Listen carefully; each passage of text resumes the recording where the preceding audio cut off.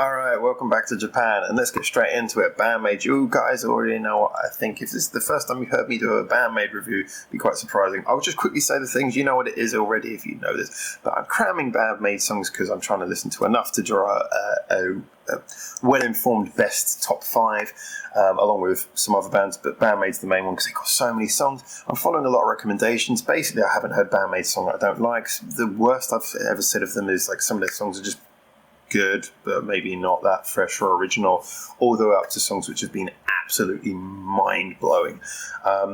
Their videos tend to be performance-based, and I like that, but sometimes I like to hear them do something a little bit different. I do think they stick within one style, and so sometimes I enjoy it when they break out of that, because most of the time, most of what they do is pretty straight hard rock, but they do manage to give their songs, always manage to give their songs, for better or worse, some sort of character, so they never all become samey, which is fantastic, considering I've heard probably the best part of 20 of theirs by now. I'm following the recommendations, and today I'm listening to DayDreaming by BAND-MAID. There you go, I managed to get through the intro in just about 1 minute. DayDreaming, BAND-MAID, let's go. I should call it ramble reviews.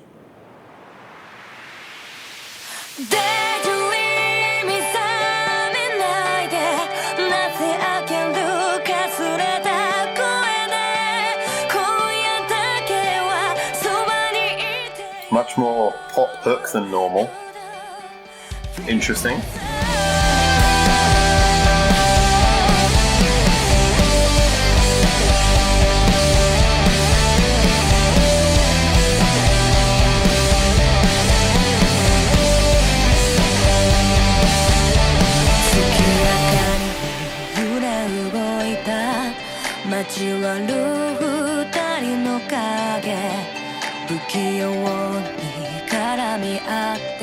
The pop production's working nice. Maybe a little bit stereotypical for a pop rock song, but it's adding a nice contrast.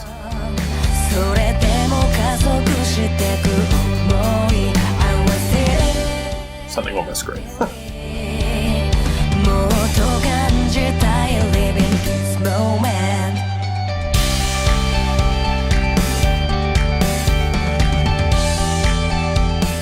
The pace is very steady, it's not rushing, it's very comfortable as song.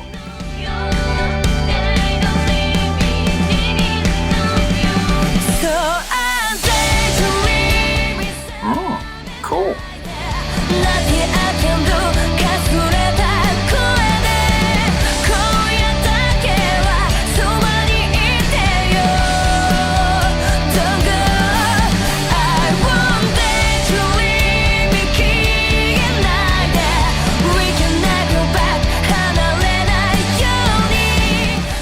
So this is the more ballad song you guys promised me.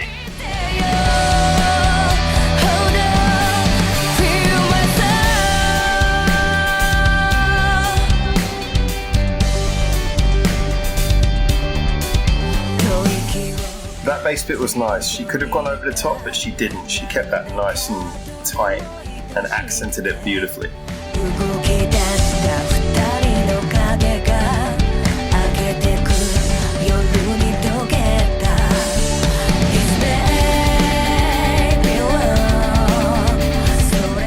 And as always, the drums are really on point. They never stand out, they never push through and sound too forceful, but they're shifting everything in the background, so just the drum writing and drum playing is always on point with these guys.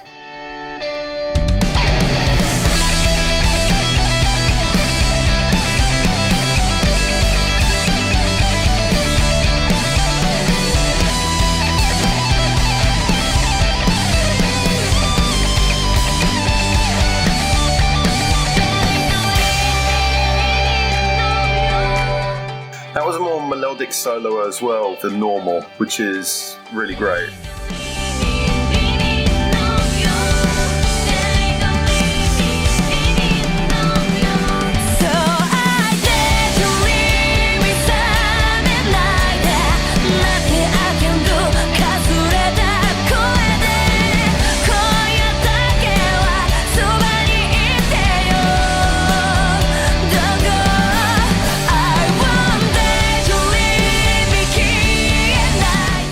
I mean about the drums. Could have left it the same, but nicely shifted it up.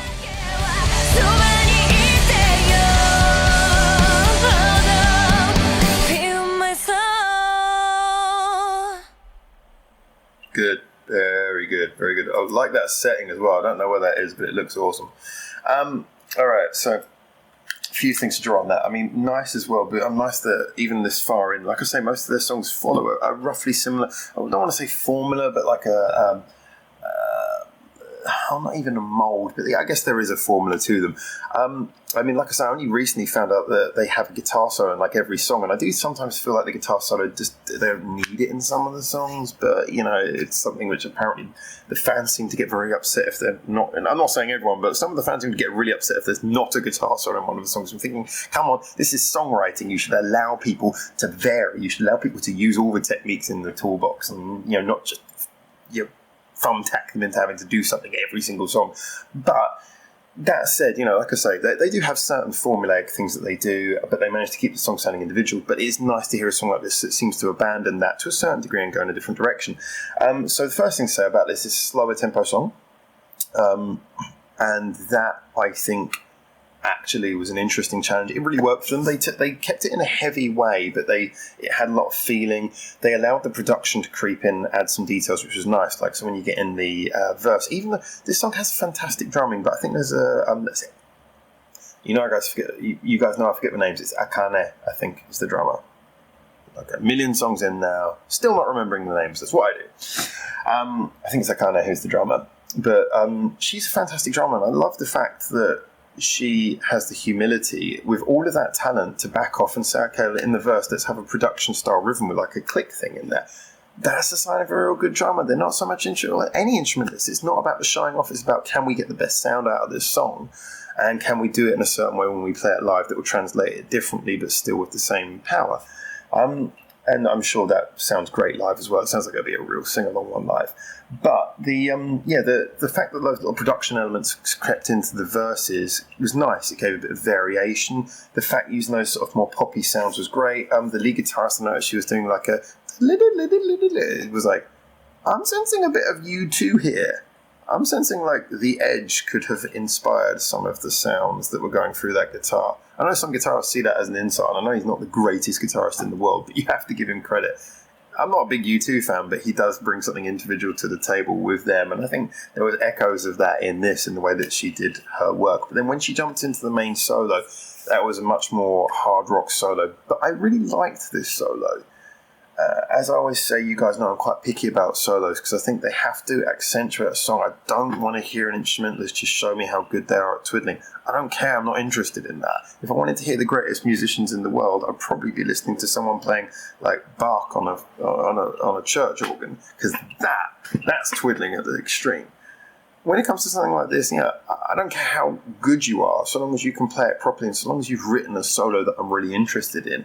And, you know, sometimes her solos are damn fine. Some of them really stand out and they make the song. And this was one of those ones that made the song. It shot the song forward. It had energy. It had a melody, you know, a great solo. Between the twiddles, you can hear a melody developing in it. And this had a fantastic melody in that... in the way that it was structured, in the way it was written, in the way it was played. The bass work by Misa, I remember her name. One person knows why, because you say her name 3 times in every comment to every one of my BAND-MAID videos. Thank you. That's how you need it. I need one person for each member of the band who can remind me of the name by just shouting it 3 times. It's like, bop, bop, bop. Pavlov's dogged me, you know. Remind me until the guilt takes over. She was fantastic in this because, as I've said, some of her best songs, like the song at the current moment, I mean, I'm just doing this off the top of my head because I usually don't think one instrumentalist at a time, but up to this point, Start Over was one of the songs I liked most by Misa because it was modest, but there was real technical bits in it, and they were well chosen. As I often say when talking about bass work, I mean, one thing you know, if you talk to bassists, like the mantra that is repeatedly said is a real great bassist is just as good as knowing when to stop as when to go, because it's knowing that the bass, you know, it accents parts and then it adds pressure to other parts, and it can take away things by not being there and therefore sort of, you know, changing the whole dynamic of the song. In this song, she was very modest the way she played, but just things about the rhythm, the way she called it, she was accenting every beat perfectly, stopping. It sounded like a song like that. You could get a normal bass player would just be like dun dun dun dun dun dun dun dun. it would just become in a little bit of a, oh, it's there. You know, the bass is there. She was just, everything about the way she played was pinpoint on, just to accent all the right bits. I thought I really enjoyed that.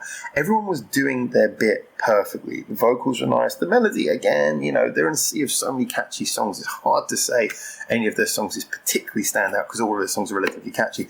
That one was one of the, yeah, I'll say about in the middle. Sort of medium catchy for BAND-MAID, which is very catchy for a lot of other bands, but medium catchy for BAND-MAID.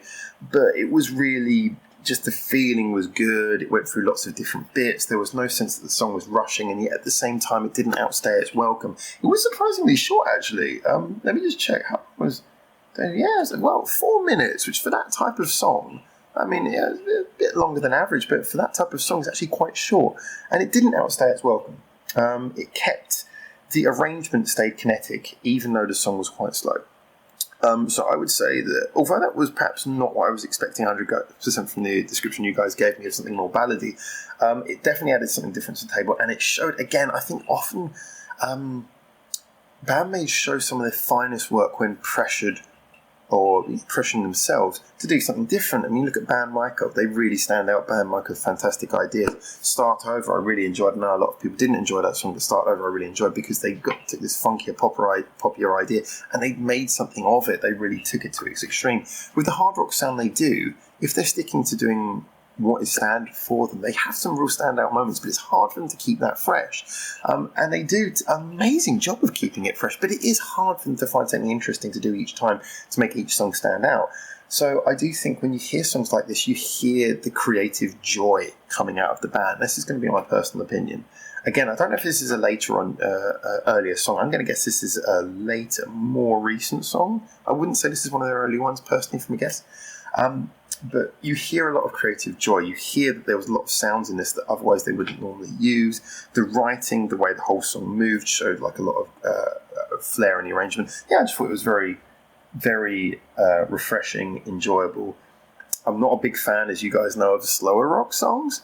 But I would say if I was to pick a slow rock song that I quite liked, that would be quite high up on my overall list because it was just enjoyable. It was, to repeat my point, it had a lot of detail for a song that perhaps didn't need it. And I'll just quickly mention, I mean, the video was another performance one, but it was nicely directed. It was a little bit different from their normal things. The setting as well was quite interestingly individual, just sort of throw them into like an overgrown wasteland. It was less pretty and less organised looking than a lot of their other locations. So that was nice. A slight step individuality. But yeah, anyway, good song. Can't wait to hear more. I've got Alone and Order, I think, of the next two songs I'm coming up to. But for now, from Japan, ciao, ciao. Feel free to get in those comments as always. This is an interesting one. I think it'll be a great conversation starter. See you guys soon in Japan.